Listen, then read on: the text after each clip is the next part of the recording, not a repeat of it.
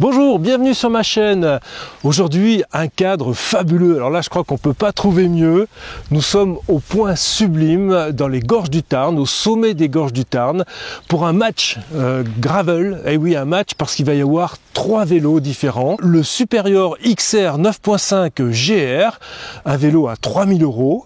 L'Orbea Terra Team M20, un vélo à 3700 €, et le Specialized Diverge Expert Carbone. Alors lui, il est un peu plus cher, à 6300 €.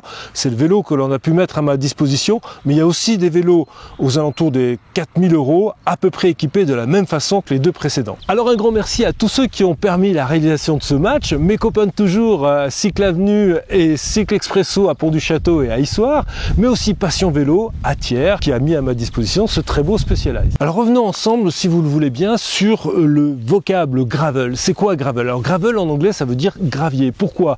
Parce que ce sont des vélos qui sont complètement polyvalents, qui sont à la fois capables d'aller sur la route, bien sûr, et puis ce sont également des vélos tout terrain parce qu'ils ont des pneus plus larges, aux alentours de 40 mm, qui permettent d'avoir une vraie pratique tout chemin plutôt que tout terrain. Alors ce ne sont pas des enduros bien sûr, mais on peut vraiment se faire plaisir dans les chemins et aller absolument partout.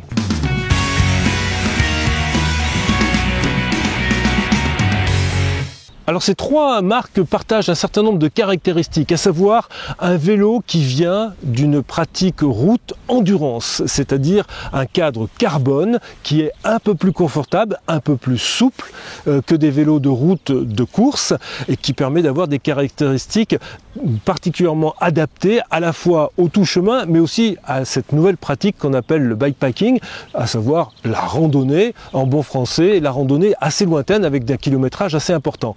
Donc c'est le cas sur ces 3 vélos, avec des petites différences toutefois, puisque on a par exemple chez Superior 2 types de cadres avec des modules un peu différents, un module mild et un module un petit peu plus dur.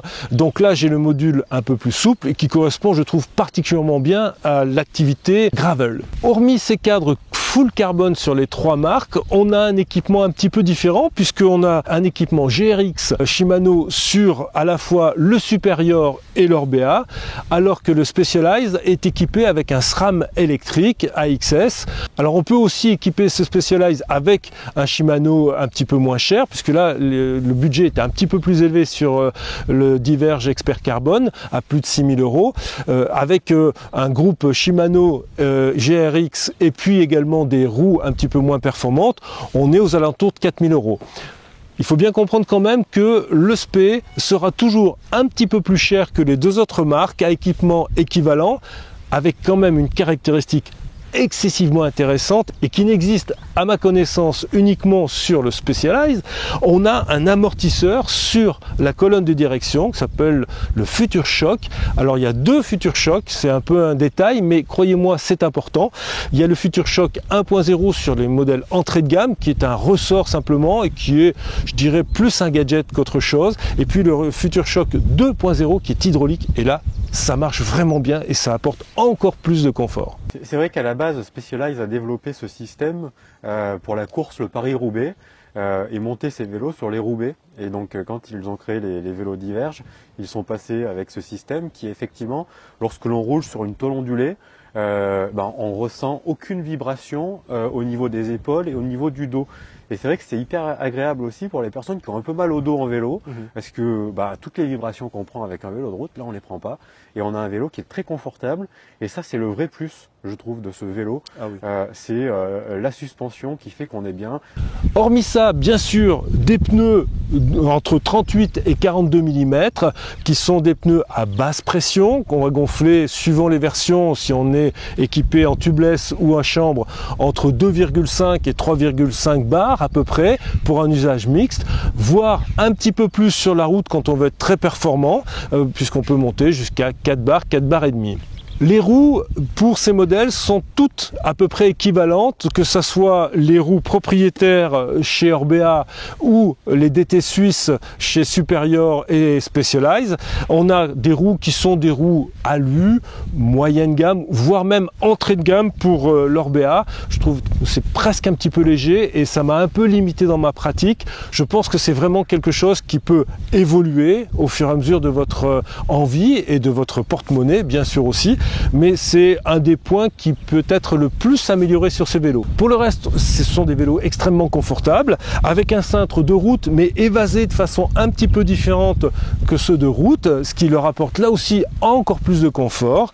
Et puis un poste de pilotage qui est assez classique, avec soit le groupe mécanique, soit le groupe électrique, au choix, mais avec de toute façon une grande qualité de composants et vraiment je dirais, un agrément d'utilisation très important. Les freinages sont absolument tous à disque désormais, avec soit le SRAM, soit le Shimano. Ça freine bien. Je pourrais être tenté par avoir un mordant un petit peu plus marqué. Là aussi, ça dépend un petit peu du rodage, parce qu'il faut un certain nombre de kilomètres pour bien roder ses plaquettes et ses disques. Et puis également, on peut upgrader, pour ceux qui le souhaitent, soit après, soit en choisissant dans la marque le modèle supérieur avec un équipement supérieur. Ça peut être un petit peu un plus pour ceux qui le désirent et ça permet vraiment d'avoir un freinage encore plus mordant et plus efficace.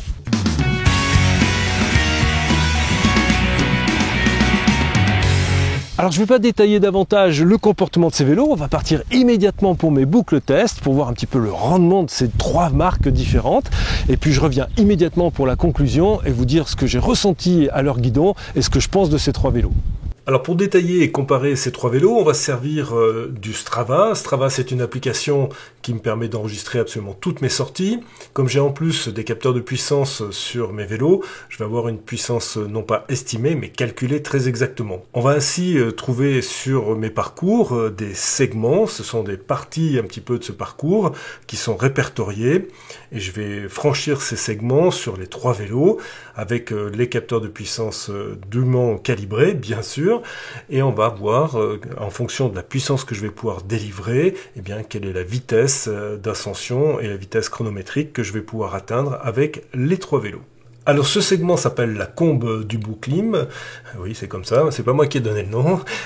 Donc ce segment fait 1 km 62, 91 mètres de D+, 5,6% de moyenne, c'est un segment assez abordable on va dire. Donc là j'ai mis avec le supérieur, hein, on est avec le premier gravel, j'ai mis 7 minutes, 14 km/h, 249 watts, retenez bien ce chiffre. Par contre la fréquence cardiaque n'a pas été enregistrée, je pense que j'avais mal positionné ma ceinture cardiaque, donc c'est pas très grave, mais ce qui est important c'est la puissance donc enregistrée, 249 watts et le temps qui est mis. Passons immédiatement avec le deuxième gravel. Alors voici la même montée, maintenant on est avec le Specialized et on s'aperçoit qu'on a des choses qui sont très semblables. Donc au lieu tout à l'heure des 7 minutes que j'ai mis avec le supérieur, là j'ai 6 minutes 58, j'étais à 249 watts, là je suis à 250 watts. Bon, vous voyez que c'est vraiment extrêmement proche, on est dans un POUIEM, c'est indifférenciable, il y a toujours des petites différences liées avec les conditions climatiques, soit la route est un petit peu plus humide ou moins humide, il y a un petit peu plus de vent ou moins de vent. Je vous fais grâce des détails, de toute façon on va se retrouver exactement dans les mêmes temps et les mêmes vitesses ascensionnelles avec les trois vélos. Donc on va passer immédiatement à l'Orbea. Nous voici avec l'Orbea, donc là j'ai mis 7 minutes 08, alors oui je mets effectivement une dizaine de secondes de plus, mais par contre je suis à 246 watts au lieu des 250, donc si on fait le ratio on est exactement, mais alors exactement dans le même rendement. Bien sûr il faut tenir compte de la puissance développée par rapport au temps que l'on peut obtenir, et donc on est sur quelque chose qui est extrêmement fiable et extrêmement proche avec les trois vélos. Alors ce qui était aussi assez intéressant, c'est quelles données je peux avoir sur mon vélo de route, qui est un vélo en carbone, avec roue carbone, qui est assez efficace, on va dire, même s'il est un petit peu ancien, et il est quand même d'un très bon rendement. J'ai pu même le comparer aux dernières productions actuelles, et c'est vraiment quelque chose qui fonctionne encore très bien. Donc là, je suis avec donc mon vélo de route musculaire. J'ai mis 6 minutes 59, donc à rapprocher des 7 minutes de tout à l'heure. Je suis à 14 km/h et par contre, donc on est exactement dans les mêmes données que sur les 3 vélos de gravel. Par contre, ce qui change considérablement quand même, c'est la puissance développée. Là, je suis à 227 watts, donc je suis plutôt dans un mode un peu tranquille, en tout cas par rapport à ma PMA. D'ailleurs, ça se confirme au niveau des pulsations, 126 pulses. Là, je suis vraiment en mode presque récup. Donc là, je suis à 227 watts par rapport aux 250 watts que je développais tout à l'heure sur les différents gravels à peu près. On est donc exactement à 10% de moins au niveau puissance développée pour le même temps.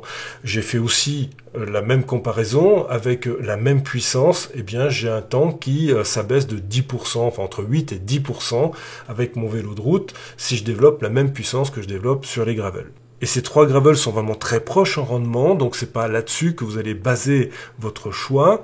Par contre, au niveau des sensations au guidon, on en reparle tout de suite parce que là c'est assez différent. Alors commençons avec le supérieur. Indéniablement, c'est le vélo le plus dynamique de ce comparatif. Il est à la fois plus nerveux, en tout cas c'est la sensation qu'il donne.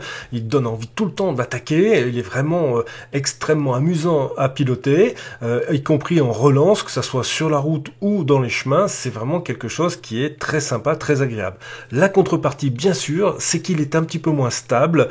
Il a tendance à bouger beaucoup, donc il faut un peu plus d'expérience, il faut un petit peu plus contrôler ses trajectoires. C'est assurément le vélo le plus sportif des 3. D'ailleurs, pour en avoir parlé un petit peu avec les responsables de l'usine supérieure, ils assument totalement ce choix en privilégiant complètement le côté esthétique et le côté rendement et en négligeant un petit peu le côté pratique puisqu'il n'y a par exemple pas d'insert sur le cadre et on ne peut pas agrafer ainsi des bagages supplémentaires pour faire ces fameuses bikepacking ou vélos de randonnée. Voilà, c'est un choix, c'est quelque chose d'assumé du côté supérieur, même si par ailleurs ce sont les seuls à proposer quelque chose de vraiment extra, cette petite lumière intégrée directement sur le tube de selle avec une batterie rechargeable, c'est vraiment top. C'est un vélo dynamique, c'est un vélo sportif, mais un petit peu moins tourné vers le confort et vers la balade. Alors presque à l'opposé du supérieur, eh bien on a le Specialized, le fameux Diverge Expert Carbone. C'est un vélo qui est extrêmement confortable. Je vous ai déjà parlé de sa suspension, le Future Shock qui est vraiment efficace à la fois sur les chemins et sur la route, dès que les conditions se dégradent un peu. Mais il n'y a pas que ça, il y a aussi un empattement qui est un petit peu plus long, des bases qui sont également un peu plus longues sur ce Spé, une géométrie qui est extrêmement travaillée, très bien pensée, qui fait qu'on a un vélo stable, confortable, rassurant en 2 mots, même si il semble un petit peu moins performant dans les chiffres, ce n'est pas le cas, les 3 vélos se valent, mais on a quelque chose qui est quand même un petit peu plus tranquille, qui rassure un petit peu son pilote et qui permet vraiment déjà pas mal d'audace, y compris sur des chemins un petit peu plus difficiles que ceux que vous voyez à l'image actuellement. Alors autre point fort de ce vélo, ce sont bien sûr tous les aménagements qui sont prévus d'origine, comme cette petite cache à l'intérieur du cadre qui s'ouvre très facilement, mais aussi tous les inserts qui sont présents à la fois sur les bases arrière, sur la fourche, sur le cadre. Bref, c'est un vélo pratique qui vous permettra de partir en randonnée lointaine sans aucun problème. Alors l'Orbea, lui, est un compromis. Il est à mi-chemin entre les 2 précédents vélos. C'est à la fois un vélo confortable, efficace, qui donne confiance, qui est assez agile, mais un petit peu moins quand même dynamique que le supérieur et un petit peu moins confortable que le Specialized. À son guidon, on peut parfois ressentir une petite lourdeur, alors attention à la pression des pneus lorsqu'on descend un petit peu en dessous de 2 barres, là ça devient très lourd à emmener et il y a vraiment une grosse différence, donc faites attention à ça. Et je n'ai pas forcément complètement apprécié non plus les roues d'origine, mais je pense que je ferai un essai avec des roues carbone dans un prochain film. Enfin, je sais que ça compte pour pas mal d'entre nous, eh bien je trouve particulièrement joli, à la fois la peinture est très belle, les finitions sont remarquables, c'est vraiment de la belle ouvrage, on sent que les Basques du côté de chez Orbea savent absolument travailler le carbone et les assemblages, bref, un beau vélo qui fait plaisir à rouler et à regarder.